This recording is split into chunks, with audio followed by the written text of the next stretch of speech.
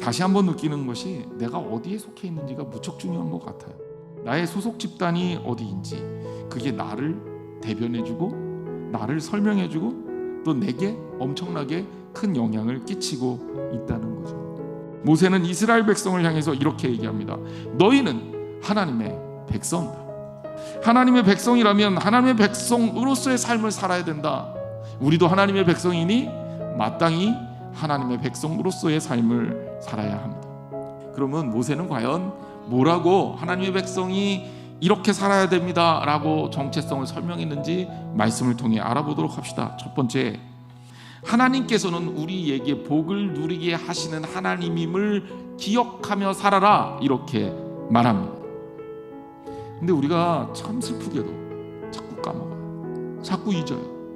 하나님이 우리를 얼마나 사랑하시는지, 그래서 하나님께서 베푸신 은혜가 얼마나 큰지, 그리고 그 은혜 가운데 사는 우리의 삶이 얼마나 복된 일인지 모른단 말이에요. 여러분 잊지 마십시오. 하나님의 선물로 우리는 하나님의 은혜 가운데 살게 된 겁니다. 신앙이 뭡니까? 신앙은 하나님을 신뢰하는 거죠.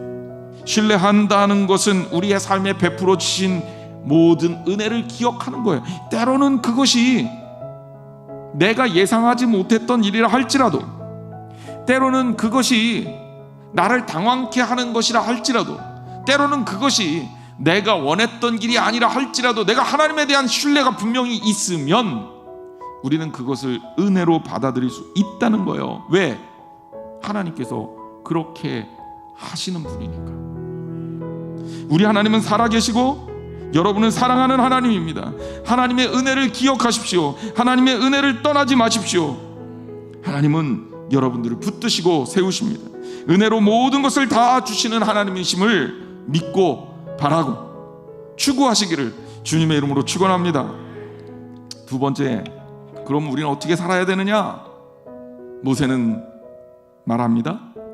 하나님을 시험하지 말고 순종하는 백성으로 살아라. 믿음이 있는 사람이 어려움을 만나거나 또 예측하지 못했던 일이 생겨 내 예상과 다르다면 그럼 어떻게 합니까? 하나님께 기도하겠죠. 하나님 원하시는 뜻이 뭡니까? 묻겠죠. 그리고 하나님께서 응답해 주실 때까지 기다리겠죠. 여러분 그렇게 하셔야 되는 거예요. 그런데 믿음이 없는 사람은 어떻게 합니까? 하나님을 시험합니다. 테스트합니다. 무엇인가 하나님께 원할 때는 그토록 부르짖지 않았습니까?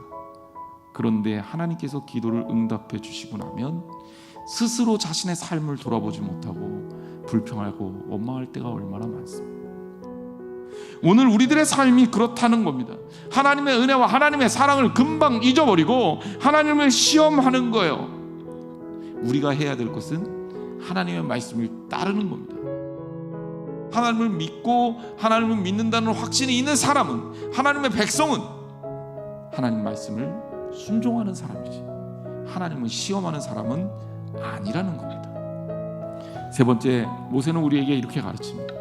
우리는 하나님의 백성이니 하나님의 사랑 안에서 살아라.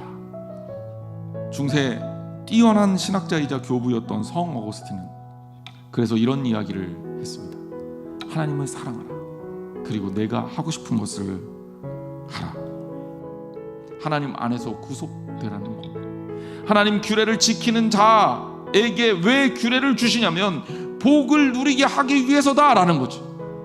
이스라엘 민족 하나님의 백성들에게 주시는 메시지도 똑같습니다. 그들의 자녀를 교육할 때 주시는 메시지도 똑같습니다.